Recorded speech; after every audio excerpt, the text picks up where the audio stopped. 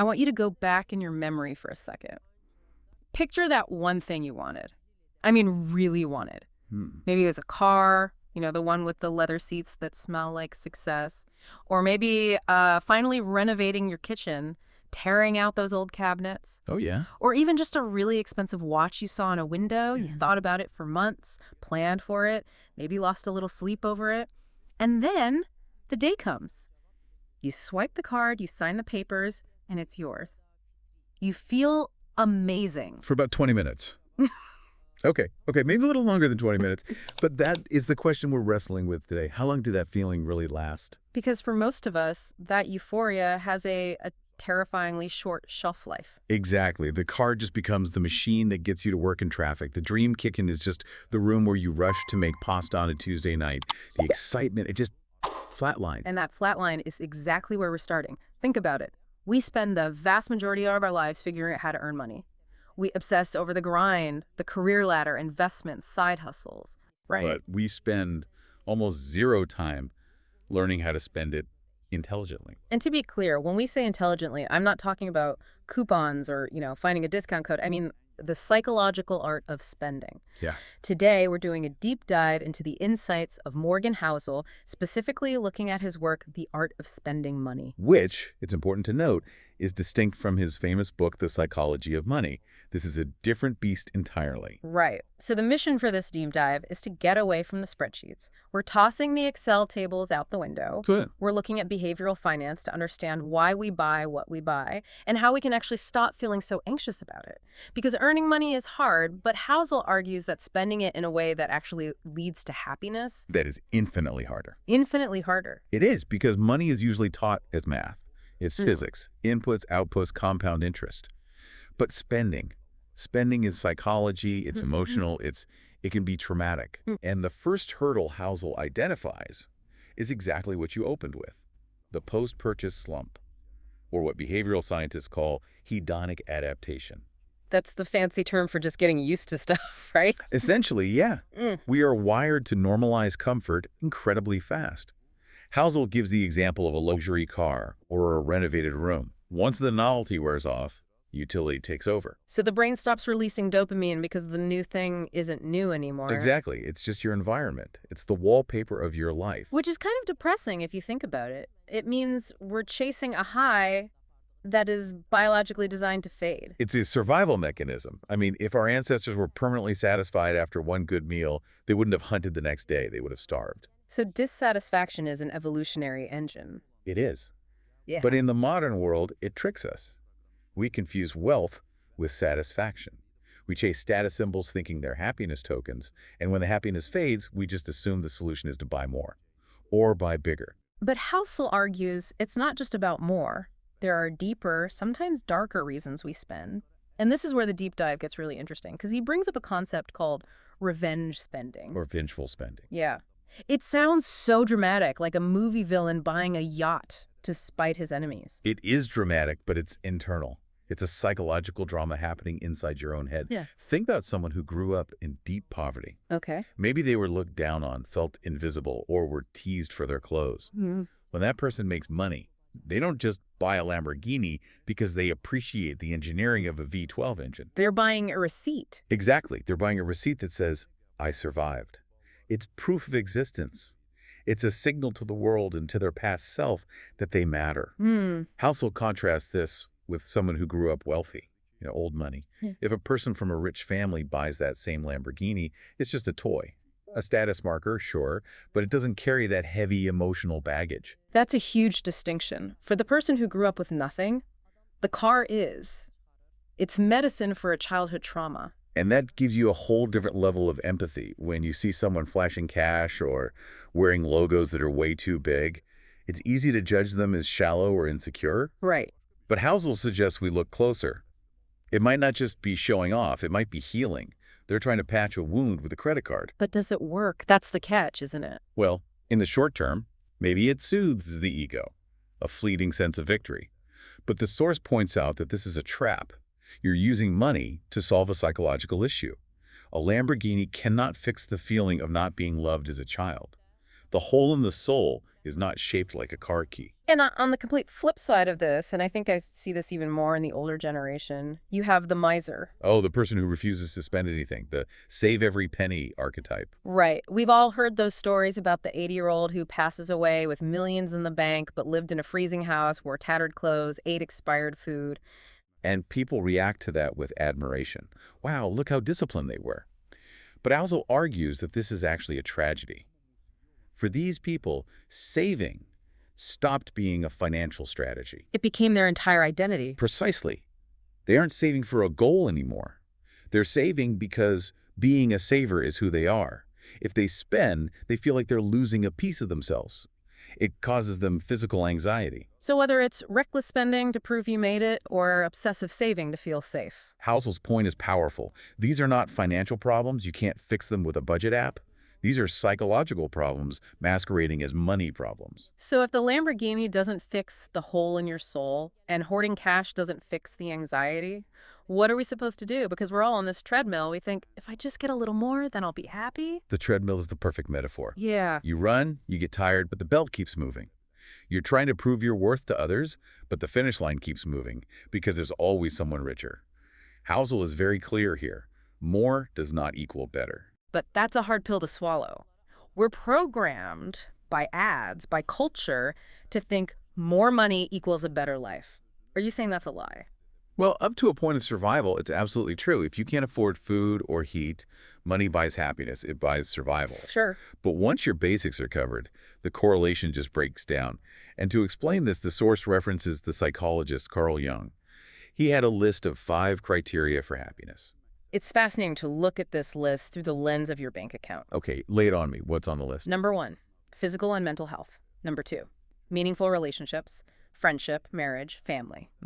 Number 3, the ability to perceive beauty in art or nature. Number 4, satisfying work. And number 5, a worldview or philosophy that helps you handle life's ups and downs. Okay, so looking at that list, I'm going to play devil's advocate here. You can buy a gym membership for health. You can buy therapy for mental health. You can buy a plane ticket to see art in Italy. You can support these things with money, absolutely. Money is a tool. It can grease the wheels.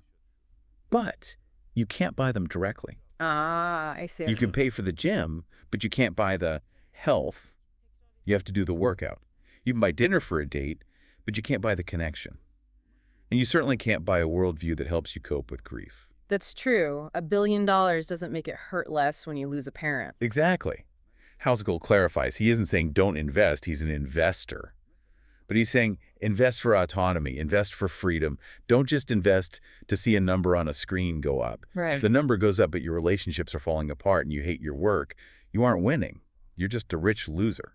That distinction between being rich, just having money, and being wealthy, having time and autonomy, that comes up a lot. And I think that leads perfectly into this next concept, which I love because it forces us to stop judging people. The food court analogy. It's so simple, but it explains so much of our money conflict. So walk us through it. Imagine you walk into a mall food court. I grab a slice of pizza. You get some sushi. Someone else gets a kebab. I don't look at your sushi and scream, "You're wrong. Pizza is objectively better. You are failing at lunch." Right. We accept that taste is personal. I have my preferences, you have yours.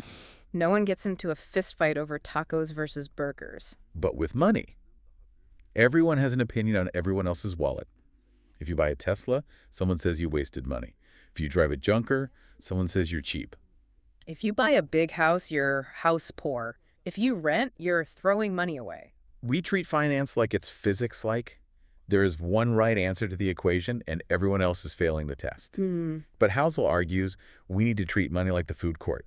Personalizing your economy is crucial. One person might feel safe only when they have 2 years of expenses sitting in cash. To a financial advisor, that's inefficient. But if that cash lets them sleep at night, it's the right move for them. And another person might get joy from blowing their entire bonus on a first-class trip to Bali. Exactly. And the source says both are valid, as long as it aligns with who you actually are. The problem is social pressure. We adopt other people's goals. We're living someone else's life script.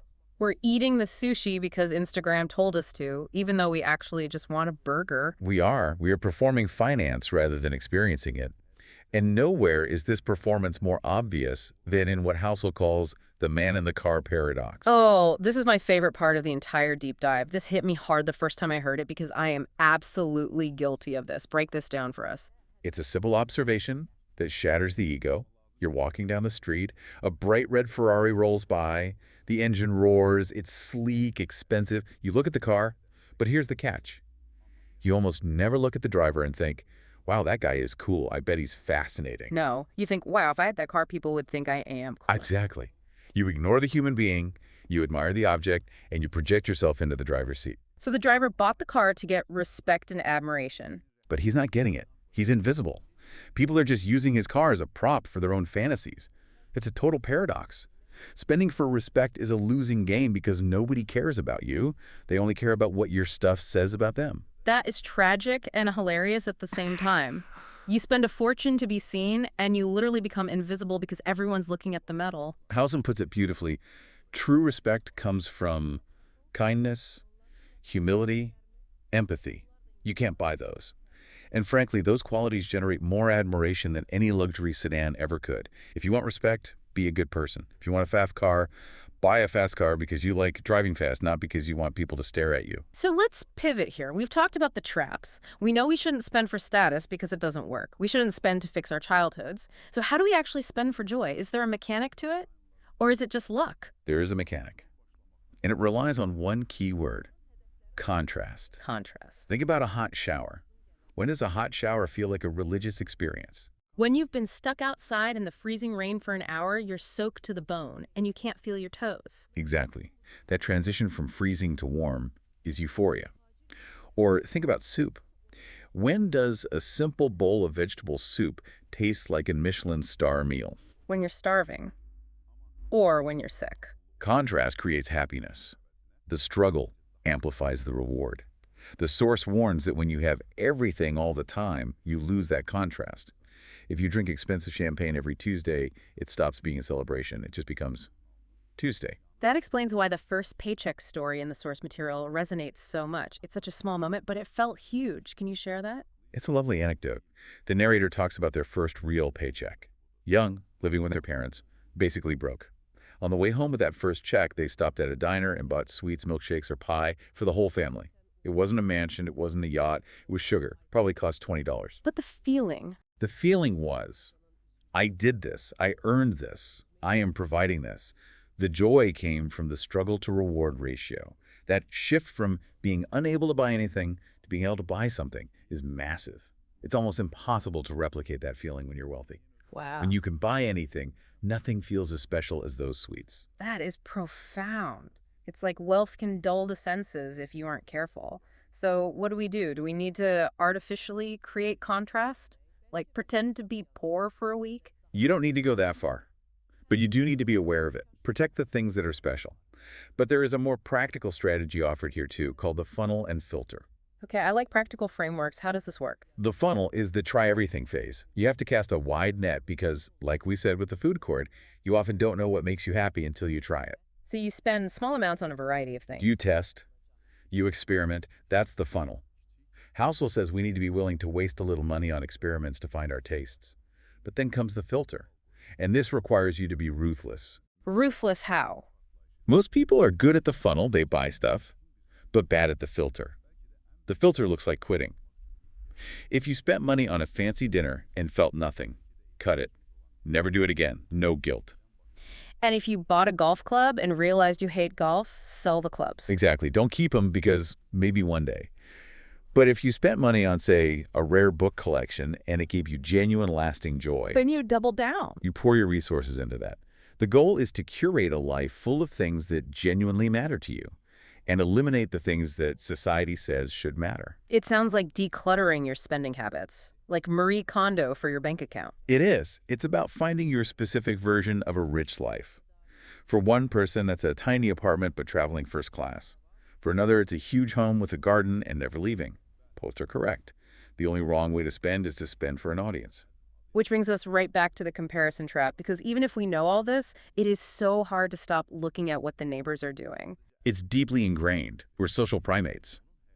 The source quotes Montesquieu, the French philosopher, from 275 years ago. 275 years. So this is not a new problem caused by Instagram. Not at all. Technology just amplifies it. Montesquieu said, if we only wanted to be happy, it would be easy. But we want to be happier than other people, which is difficult, since we think them happier than they are. Since we think them happier than they are, wow, that is the key right there. We are comparing our behind the scenes, our messy kitchen, our arguments with everyone else's highlight reel. Precisely. Yeah. We assume the guy in the Ferrari is ecstatic. We assume the family on vacation has a perfect marriage. But we don't know. They might be miserable. They might be leveraged up to their eyeballs in debt. And trying to outperform an illusion is a guaranteed way to go broke and stay miserable. Absolutely. So let's wrap this up. We've covered a lot of ground, from the psychology of the post-purchase slump to the deep-seated reasons we spend, like revenge for our past. We've challenged the idea that money buys the things that truly matter, and we've realized that no one is really looking at us in that car. They're just looking at the car. And finally, we have this strategy of the funnel and filter to actually find what makes us tick. It's a lot to take in, but it feels liberating. It feels like permission to stop caring. That is the ultimate goal. Financial freedom isn't just about having money. It's about freedom from the anxiety of spending it. It's about waking up and saying, I can do what I want today. I want to leave you with a thought for the coming year, something to really chew on. The source suggests looking ahead to 2026, but let's apply it right now. It's a challenge of subtraction. Right? Imagine a world where, starting tomorrow, you're invisible. No one can see your car, your clothes, your house. You can't post any of it on social media. Yeah. The only person who experiences your spending is you. If that were the case, how would your spending change tomorrow? What would you stop buying immediately if there was no audience? And what would you start buying instead? That is the question that defines who you are versus who you're pretending to be. Thanks for diving in with us today. Until next time, spend wisely for yourself.